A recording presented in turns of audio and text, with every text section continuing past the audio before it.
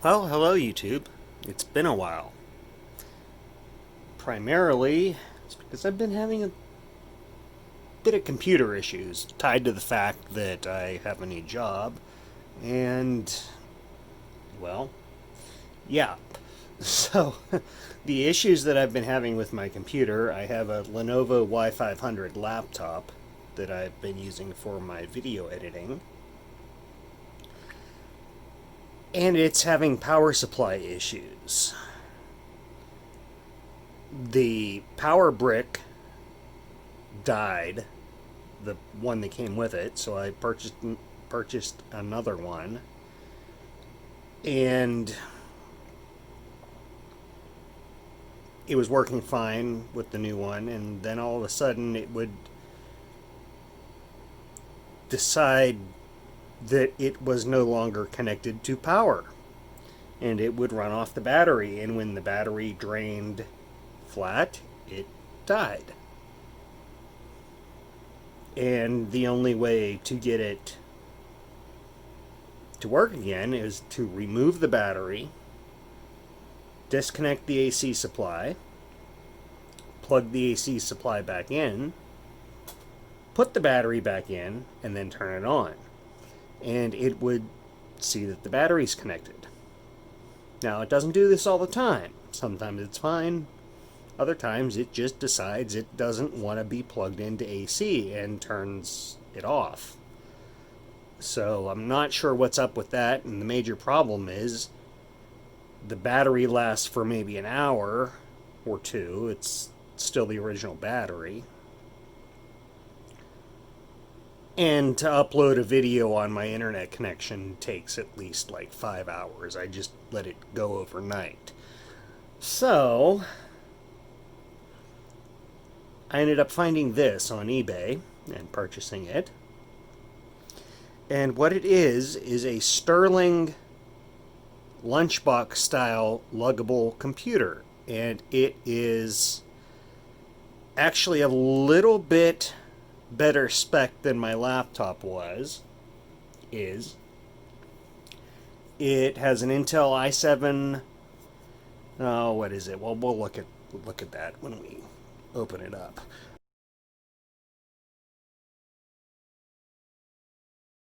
I have done some upgrades on it already. That is going to be a separate video. But let's open it up and take a look. And there are a few interesting aspects about this computer. So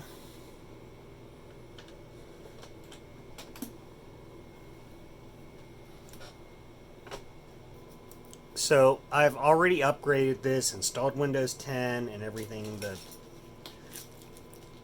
What it is, it's basically a portable desktop computer. All the components it uses are desktop components, which makes it very upgradable. It has a 17-inch display, full HD, doesn't have a touch screen. I'm not really concerned about that. And this is the motherboard that it has is a Gigabyte GAZ77X UD3H motherboard, and this was its little packet that it came with. It came with a transport case, which is essentially a piece of luggage. It's a hard-sided wheeled case that is made to fit the computer. Where this computer gets to be a bit interesting is that, and I had wanted to boot it into its original hard drive, which was running Windows 7. However, I can't do that externally. I would have to put the hard drive back in the computer to do, and I don't really want to do that. But we'll kind of just go over what it was. I purchased this on eBay. Well, I don't know why. I was clicked on help and it came up in German. Anyway, this I believe is a Sterling. This is the tag. It was originally on the top, and the glue is no longer. Anyway, I believe this is a Apollo A1. It is slightly different from the picture. As far as the images internally, it looks the same. The only difference externally is that it appears to have a slightly different keyboard than the photo, and the controls are on the side, because this appears to be a, was it 4:3 instead of a 16:9 display, which I'm glad to have the widescreen display. The keyboard itself also kind of sucks, as well as the trackpad. It works, but it's not a multi-touch. It's just 2-button. It would have been nice to be at least a 3-button with the purpose that these computers are typically built for. You would think you would have a better keyboard and mouse. It's just a chiclet style keyboard. I would have preferred a mechanical keyboard, but that's maybe just me.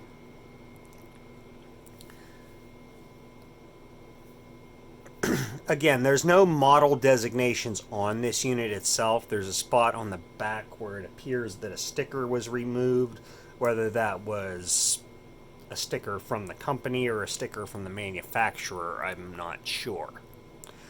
Anyway, when I booted it up, it appeared that the previous owner, or possibly whoever was selling it, just took all the files except for the main Windows files and deleted them. And they were still in the recycle bin.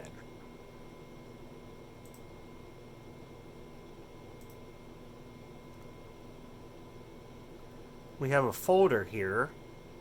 The name of the computer was named SR Portable 1.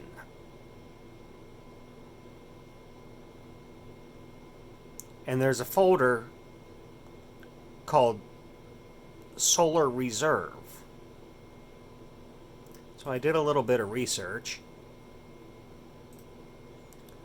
SolarReserve was a developer of utility-scale solar power projects, including concentrated solar power and photovoltaic technology. Company has commercialized solar thermal energy storage technology that enables solar power tower plants to deliver electricity day and night, and it uses molten salt to capture the energy and store it. The stored liquid salt is used to turn water into steam, to turn a turbine and generate electricity. So anyway, apparently from what it looks like, the Crescent Dune Solar Energy Project is the only thing that this company completed. I'm not positive. There's another article that I found that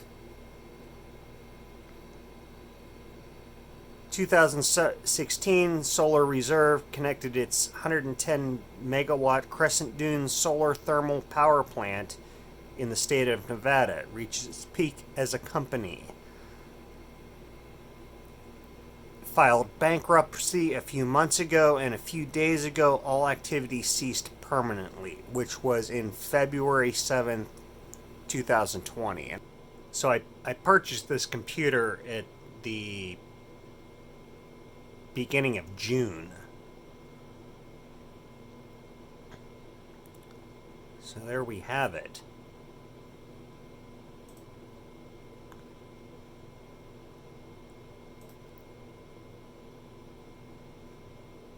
So there's some things in here: trunk tube, pilot system, cameras. Again, it's all proprietary. Like anything that would have been captured is not like JPEG files or anything like that. But all the software is still installed on here. So it'd be interesting to take a look at that and see what shows up, or what is, whether this computer was used to log data or just to take photos. I don't know. Really don't know what it would have been used for. So anyway, let's take a little tour, get the camera off the holder here. And we already had a look at the keyboard. On this side here, we have a intake case fan. We have our power supply. There's a little caddy. There's a little caddy right here that I have my SSD drive in so that I can remove that, pop it out, and plug it into USB. DVD recorder. This was not on here when I got the computer. It had a full size 5 1/4 drive. Figured, well, putting this in, it's going to lighten it up a little bit and it frees up the other drive bay. On the other side is where all the business happens. We have a Wi-Fi card up here. That was not in there when I bought the computer. I put that in myself. It's an old D-Link card. It's not even a 5G card, but video card. It's NVIDIA something or other.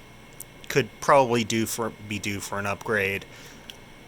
4-port Ethernet card. That was in there when I got it. Whole crap load of USB ports.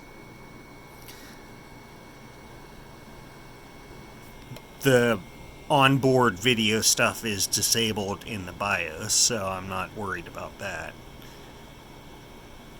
This is the connector here for the internal speakers. I have a swappable drive caddy. It's an old IDE, and I have these old laptop speakers mounted on the back to give a little bit better sound.